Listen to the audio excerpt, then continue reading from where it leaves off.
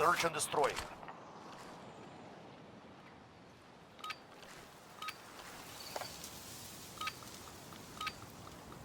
Critical assets identified. Keep them secure.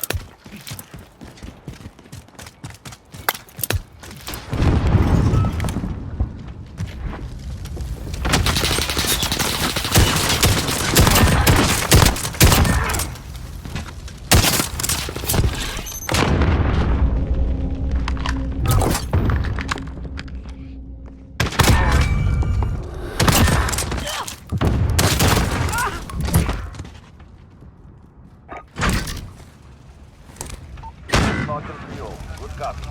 UAV beginning flyover.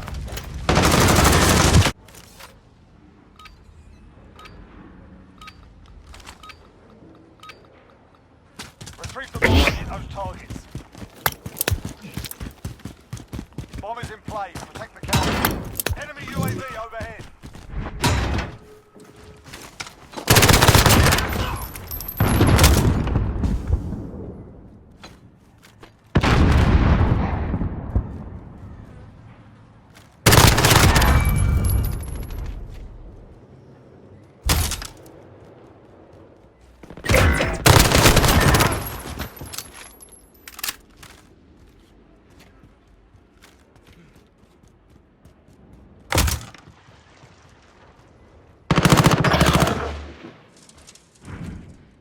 You're the last man standing.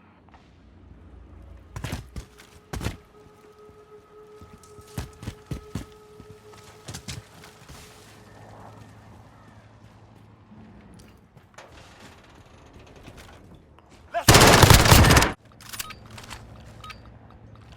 Secure the bomb. Destroy the target. Bomb acquired.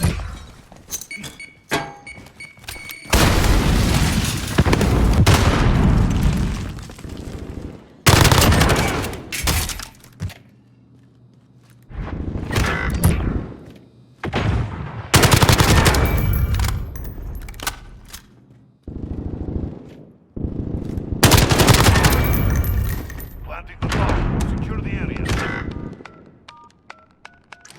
Bomb planted. Counter.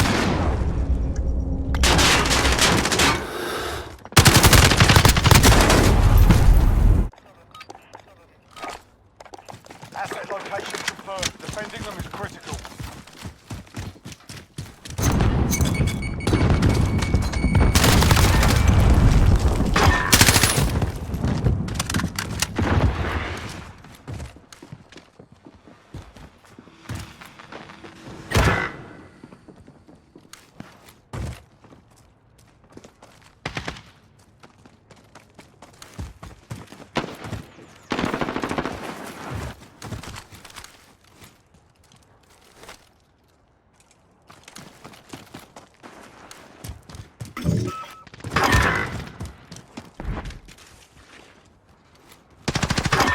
Get some Bravo. Enemy bomb planted.